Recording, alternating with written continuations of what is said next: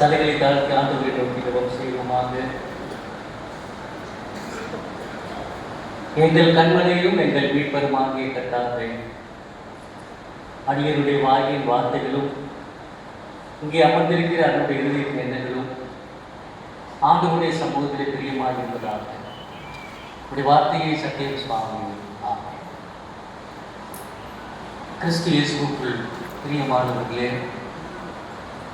திருவாளர் ஜெயபிரகாஷ் அவர்கள் கர்த்தருக்குள்ளால் இழைப்பாற்றடைந்து 40 நாட்கள் ஆகிவிட்டன. இந்த 40ஆவது நாள் நினைவு துக்க நிவர்த்தி ஆதரவு கொடுக்கிறேன். கடவுளுடைய வார்த்தை பணிந்து கொள்வதற்கு எனக்கு வாய்ப்பு கொடுத்து இந்த ஆலயத்துடைய தலைமை போதகரும் தமிழ் சுவிசேஷ முதல் திருச்சபையுடைய வைஸ் பிரசிடென்ட்டுமாக இருக்கின்ற மதிப்பிற்கும் கணத்திற்கும் உரிய ஸ்டான்லி தேவகுமார் அவர்களுக்கும் சபை சங்கத்துடைய செயலர் பொருளர் உள்ளிட்ட அவயவங்களுக்கும் இந்த நிகழ்வுகளை கலந்து கொண்டிருக்கின்ற என்னுடைய மூத்த பிரபலர் மதிப்பிற்கும் கணத்திற்குரிய பொன்னையா அவர்களுக்கும் பீடபேடுக்கும் சேர்க்கக்கூடிய மூத்த சகோதரரும் மூத்த சகோதரரும் புத்தரின் பேரினுடைய பொறுப்பாளருமாக இருக்கின்ற மரியாதைக்குரிய இசைக்கராஜ் அவர்களே, உதவி சகோதரர் அவர்களே, மற்றுமாக அமர்ந்திருக்கின்ற பெரியோர்களே, சார்ந்தோர்களே, உறவின் மக்களே, இளைஞர மக்களே, யாவருக்கும் ஆண்டவராக இயேசு கிறிஸ்து நாமத்தின் அன்பான தோத்திரங்களை நான் தெரிவித்துக் கொள்கிறேன். அருமையான ஜேபி அவர்கள் எழுந்திருக்கின்ற நேரத்திலே அருமையான அன்பு சகோதரி எலிசபெத் அவர்களுக்கு, அன்பு மகளுக்கு, மகனுக்கு, மருமகளுக்கு, பேர பிள்ளைக்கும் மற்றுமாக கூட பிறந்த அன்பான சகோதரர்கள் சந்துரு அவர்களுக்கும், பாபு அவர்களுக்கும், அன்பு தலைவிகளுக்கும், பிள்ளைகளுக்கும் ஆறுதலையும் தேர்தலையும் கொடுப்பாராக. கோயம்புத்தூர் கிறிஸ்துநாதர் ஆலயம் ரொம்ப முக்கியமான ஆலயம் இந்த வாழ்க்கையிலே. ஏனென்று சொன்னால், நாங்கள் எல்லாருமே கோயம்புத்தூர் கிறிஸ்துநாதர் ஆலயத்தை சார்ந்த சகோதரர்கள். அப்படி சொல்லிக்கொள்வதில் நாங்கள் அதிக பெருமை அடைகிறோம், மகிழ்ச்சி அடைகிறோம். ஒன்று, எங்களுடைய பெற்றோர்கள் அவர்களை பற்றி நாங்கள் நினைக்காமல் இருக்கவே முடியாது. இப்படி பெற்றோர்களுடைய தியாகங்களை நாங்கள் நினைக்காமல் இருக்க முடியாது. நாங்கள் எல்லாம் சாதாரணமான கிராமத்திலிருந்து வந்தவர்கள். எங்களுடைய பெற்றோர்கள் எல்லாருமே சாதாரணமான கிராமத்திலிருந்து கோயம்புத்தூர் பகுதிக்கு வந்தவர்கள். அவங்க சாதாரணமான வேலைகளை செய்தாலும் எங்களை எல்லாம் நன்றாக படிக்க வைத்து எல்லாம் உயர்வாக பார்க்க வேண்டும் என்பதுதான் நம்முடைய பெரிய கனவாக இருந்தது. ஆகவே கோயம்புத்தூருக்கு வந்த எல்லா சித்தப்பாக்களும், பெரியப்பாக்களும், உறவினர்களும் எல்லாருமே தங்களுடைய பிள்ளைகளை சிறந்த முறையில் படிக்க வைத்து அவருடைய உயர்வுகளை பார்க்க வேண்டும் என்று தங்களையே தங்களுடைய வாழ்க்கையிலேயே கரைத்துக் கொண்டவர்கள், விழுதை போல உறுதி கொண்டவர்கள். அப்படி தங்களுடைய வாழ்க்கையை உறுதி கொண்டவர்களிலே அன்பான வில்லியம் சித்தப்பா அவர்களும் சித்தி அவர்களும் 3 பிள்ளைகளையுமே நன்றாக படிக்க வேண்டும் என்று சொல்லி நன்றாக படிக்க வைத்திருக்கிறார்கள். இன்றைக்கு இந்த பிள்ளைகள் எல்லாரும் உயர்வாக இருப்பதும் பெரிய பெரிய பொறுப்புகளில் இருப்பதும் நினைத்து அதிக மகிழ்ச்சி அடைகிறேன். ஆகவே இந்த நாளிலே அருமையான வில்லியம் சித்தப்பாவையும் சித்தியும் ஆண்டவர் தாமே அருமையான பிள்ளைகளை கொடுப்பதற்கான நன்றி செலுத்துகிறேன். 3 பேருமே அன்புக்குரிய சகோதரர்கள். திருவாளர் ஜேபி, திருவாளர் சந்துரு, திருவாளர் பாபு 3 பேருமே அன்புக்குரிய சகோதரர்கள். 3 பேருமே நன்றாக படித்து நல்ல ஒரு ஆசிரியர் பெருமக்களாக இருப்பது நினைத்து அதிக மகிழ்ச்சி அடைகிறேன்.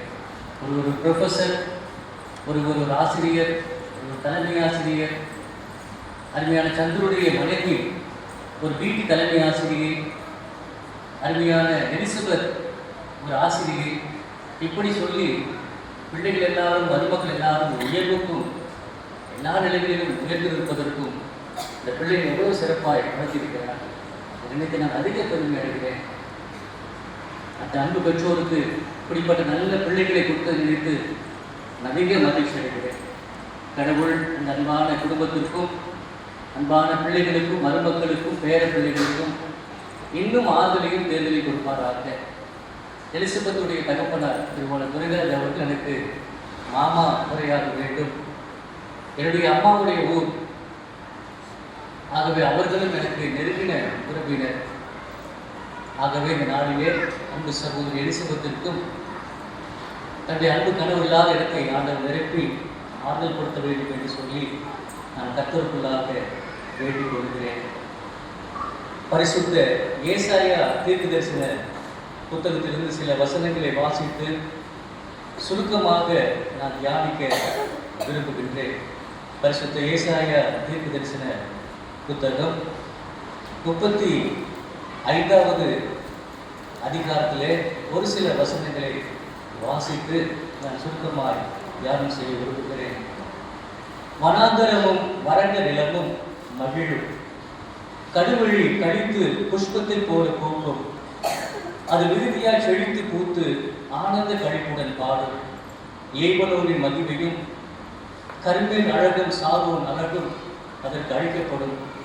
அவர்கள் கர்த்தரின் மகிமையையும் நம் கடவுளின் அழகையும் காண்பார்கள். தளர்ந்த கைகளை திடப்படுத்தி கல்லாடுகிற முழங்கால்களை பலப்படுத்துங்கள். பதறுகளை பார்த்து பயப்படாதவர்கள் எதிர்கொள்ளுங்கள். இது உங்கள் கடவுள். கடவுள் பிரதிபலினை அளிப்பவராய் வருவார். அவரே வந்து ரட்சிப்பார் என்று சொல்லுங்கள். கர்த்தரால் மீட்கப்பட்டவர்கள் திரும்பி மகிழ்ச்சியாய் பாடிக்கொண்டு சியோனுக்கு வருவார்கள். அவர்கள் தலையின் மேல் எத்திய ஆனந்தம் சூடப்படும். சந்தோஷமும் ஆனந்தமும் அடைவார்கள். சஞ்சலமும் பெருமூச்சும் ஓடிப்போகும் என்பது.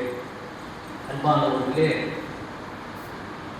ஏசாயா தீர்க்கதரிசன புத்தகத்திலே இஸ்ரவேலுடைய வாழ்க்கை நிலையை சொல்வதாக இருக்கிறது.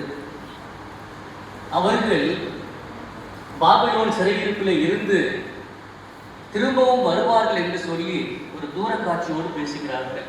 அவர்கள் வாழ்வு வனாந்தரம் போல் இருந்ததா? Life was like a desert land. ஒரு வனாந்தரமான வாழ்க்கை. அவருடைய வாழ்க்கையானது ஒரு கடுவழியை போல் இருந்ததா? The life was like a wilderness. வனாந்தரம் போன்ற வாழ்க்கை, வறண்ட நிலம் போன்ற வாழ்க்கை, பயங்கரமான விலங்குகள் நிறைந்த கடுவழி. இப்படிப்பட்ட சிறையிருப்பிலிருந்து ஆண்டவர்கள் அவர்களை வெளிக்கொண்டு வருவார் என்று சொல்கிறார். ஒரு வேலை அன்பானவர்களே, நெருக்கத்தில் இல்லாத வாழ்க்கை இருக்கவே முடியாது. சிட்டி ஆஃப் டூ டேல்ஸ் என்ற ஒரு கதை எழுதிய ஷேக்ஸ்பியர் இந்த கதையில ரொம்ப அழகாக சொல்கிறார். என்ன சொல்கிறார்? Life has two sides. One side darkness, other side light. One side sorrow, other side joy. One side mourning, other side happy. One side sickness, other side health. Life has up and downs என்று சொல்கிறார். City of two tales. ரெண்டு நகரங்களை ஒப்பிட்டு பேசுகிறார். ஒரு நகரத்தில் ரொம்ப சந்தோஷம், ஒரு நகரத்தில் துன்பம். வாழ்க்கை என்பது இப்படித்தான். எனக்கு பிரியமானவர்களே, அன்புக்குரியவர்களே, எல்லாருடைய வாழ்க்கையிலும் அப்ஸ் அண்ட் டவுன்ஸ் இருக்கத்தான் செய்யும். நம்மோடு கூட வாழ்ந்தவர்கள் நம்மோடு கூட இல்லாமல் போகும்போது நாம் மிகுந்த வருத்தத்தையும் துயரத்தையும் அடைகிறோம். இதுபோல சேகி அவர்களும் மாணி சித்தப்பாவுடைய அன்பு மகள் பிரமீளாவும் நானும் பீட்டர் பிரகாஷ் பாபுவும் எல்லாம் 1982 கன்ஃபர்மேஷன் செட்டு நாங்கெல்லாம் ஒரே செட்டாக ஒன்றாக எஸ்எம் பாக்கிய மையாவத்தில் திடப்படுத்தல் பெற்றோம். மறக்க முடியாத நிகழ்வு. ஆகவே 2 பேரை நாங்கள் இழந்திருக்கிறோம். தமிழகத்தில் இருந்திருந்தாங்கன்னா இன்றைக்கி தான் தென்னிந்திய திருச்சபையினுடைய கோவை திருமண்டலத்தினுடைய பேராயர் அம்மா பிஸ்கோப்பினார். அவர்கள் கர்த்தருக்குள்ளாக இளைப்பாடு அடைந்திருக்கிறார்கள். ஜேபி அவர்கள் தலைமை ஆசிரியராக பணி செய்து விருப்ப ஓய்வு பெற்று கர்த்தருக்குள்ளாக இளைப்பாடு அடைந்திருக்கிறார்கள். திருவள்ளுவர் ஜெயபிரகாஷ் அவர்கள் ஒரு மல்டி டேலண்டட் பர்சன். ஒரு மல்டி டேலண்ட் பர்சன் என்று சொன்னால் மிகையாகாது. எல்லா தாளந்துகளையும் வரங்களையும் பெற்ற ஒரு அன்புக்குரிய சகோதரர். அப்படிப்பட்ட சகோதரரை இந்த உலகம் அழைத்து கொண்டது மிகுந்த வருத்தத்தை கொடுக்கிறது. இந்த வருத்தத்தை பகிர்ந்து கொள்வதற்கு வார்த்தைகளே இல்லை. அப்படிப்பட்ட வருத்தம். யோபு 30ஆம் அதிகாரம் 26ஆம் வசனத்திலே சொல்கிறார், நன்மைக்கு காத்திருந்த எனக்கு தீமை வந்தது, வெளிச்சத்தை வர பார்த்து கொண்டிருந்த எனக்கு இருள் வந்தது என்று சொல்கிறார். when I waited for light, darkness came என்று சொல்கிறார். ஒருவேளை நம்முடைய வாழ்க்கையில் நன்மை எதிர்பார்த்து காத்து கொண்டு இருப்போம். எலிசபெத்தும் கூட நன்மை எதிர்பார்த்து காத்து கொண்டு இருந்திருக்கலாம். திடீரென்று வாழ்க்கையில் ஒரு இருள் வந்து சேர்ந்தது. யோபு தன் வாழ்க்கையிலே பிள்ளைகளை இழந்தான், சொத்துக்களை இழந்தான், உடைமைகளை இழந்தான், வேலைக்காரர்களை இழந்தான். ஆனாலும் வேதம் இப்படியா சொல்கிறது, 42ஆம் அதிகாரம் 10ஆம் வசனத்திலே கர்த்தர் அவர் சிறையிருப்பை மாற்றினார். யோபுக்கு முன் இருந்த எல்லாவற்றையும் திரும்ப பெற்றுக்கொள்ளும்படியான ஆசீர்வாதத்தை கொடுத்தார். ஆகவே எனக்கு அன்பான எலிசபெத், கர்த்தர் உங்களுக்கு சிறையிருப்பை மாற்றி உங்களுக்கு ரெண்டத்தனையாக திரும்ப கொடுக்க போகிறார். நீங்கள் இழந்து போனதை காட்டிலும் அதிகமான ஆசீர்வாதத்தை தேவன் உங்களுக்கு கொடுக்க போகிறார். உங்களை விசுவாசிக்க. கர்த்தரால் மீட்கப்பட்டவர்கள் திரும்பவும் ஆனந்த கழிப்போடு சியோனுக்கு திரும்பி வருவார்கள். நித்திய மகிழ்ச்சி அவருடைய தலையின் மேல் இருக்கும், சஞ்சலமும் தவிப்பும் ஓடி போகும் என்று கர்த்தர் சொல்லுகிறார். நான் சொல்லலை, கர்த்தர் சொல்லுகிறார். ஆகவே அந்த வார்த்தையை நீ ஆவேறு நினைத்து கர்த்தர் உன் சிறையிருக்க நிச்சயமாய் மாற்றி உன் சந்தோஷத்தை அதிகப்படுத்துவார். எங்கே நீ வெட்கப்பட்டாயோ, எங்கே நீ வேதனைப்பட்டாயோ, எங்கே நீ துயரமடைந்தாயோ அந்த இடத்திலே கர்த்தர் உன் வாழ்க்கையை உயர்த்தப் போகிறார். உன் சிறையிருப்பை அவர் மாற்றப் போகிறார். கடவுளுக்கு உயர்ந்த அடைக்கலத்தை கொடுக்க போகிறார்.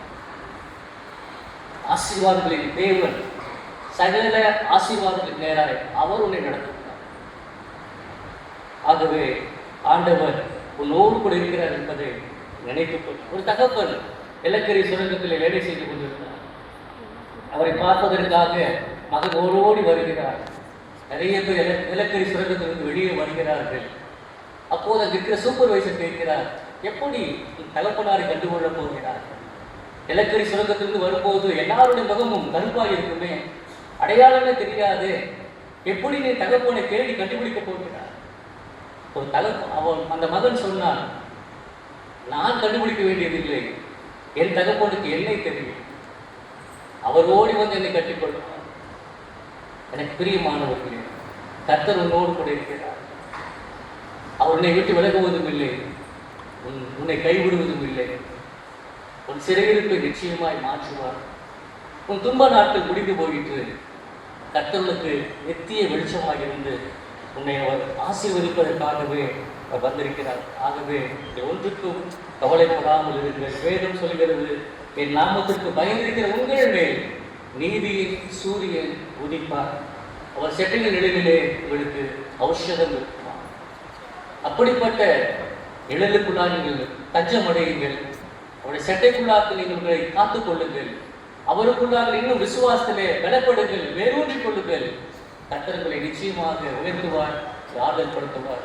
ஆக இந்த நாளிலே அருமையான சகோதரர் சந்துரு அவருக்கும் அன்பு துணைவிக்கும், திருமணம் பாபு அவர்களுக்கும் அன்பு துணைவிக்கும், அன்பான பிள்ளைகளுக்கும் மருமக்களுக்கும் பேர குழந்தைகளுக்கும் ஆண்டவர் தான் உலகம் தர முடியாத ஆறுதலையும் தேர்தலை கொடுப்பார். எல்லாவற்றுக்கும் மேலாக திருமணம் லாரன்ஸ் அவருடைய சகோதர குடும்பங்கள், எலிசபெத்தோடு ஒரே சகோதரி, எல்லா சகோதரர்கள் இந்த நாளிலே தன்னுடைய சகோதரருடைய கனவு இழப்பு அவர்களுக்கு ஒரு பெரிய பலவீனமாக இருக்கும், பெரிய வருத்தமாக இருக்கும்.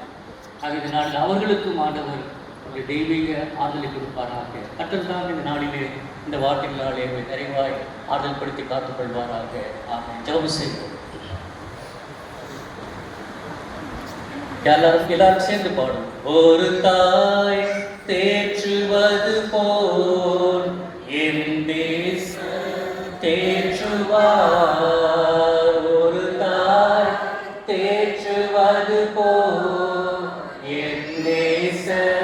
தேற்றுவார், மார்போடு அணைப்பாரே, மனக்கவலை தீர்ப்பாரே, மார்போடு அழைப்பாரே, மனக்கவலை தீர்ப்பாரே.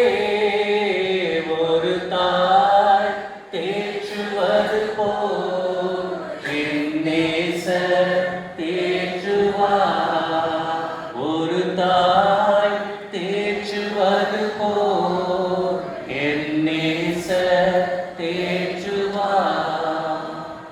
ஒரு தாய் தேற்றுவது போல நான் உங்களை தேற்றுவேன் என்று சொன்ன எங்கள் அன்பின் ஆண்டவரே, எங்களுக்கு தாயும் தகப்பனுமாக இருக்கிற அன்பின் பரலோக பிதாவே, ஆண்டவரே இயேசு கிறிஸ்துவே, உத்தம பிரதான ஆசாரியரே, அருமையான வில்லியம் சித்தப்பா அவர்களையும் பாக்கியம் சித்தியும் நன்றியோடு நினைக்கிறோம்.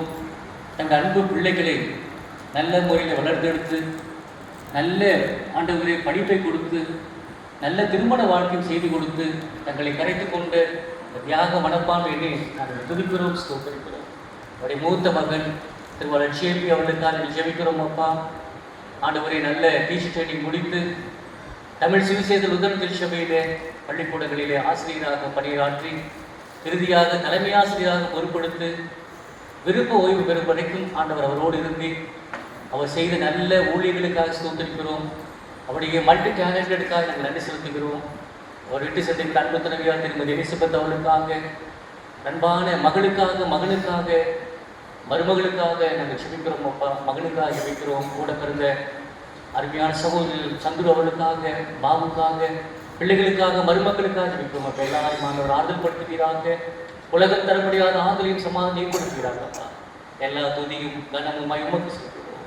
எங்கள் ஆண்டவர் மீட்பெருமானே, ஆண்டவர் இயேசு கிறிஸ்து வழியாக வேண்டிக் கொள்கிறோம். ஜெபம் கேட்கிற நல்ல பிதாவே.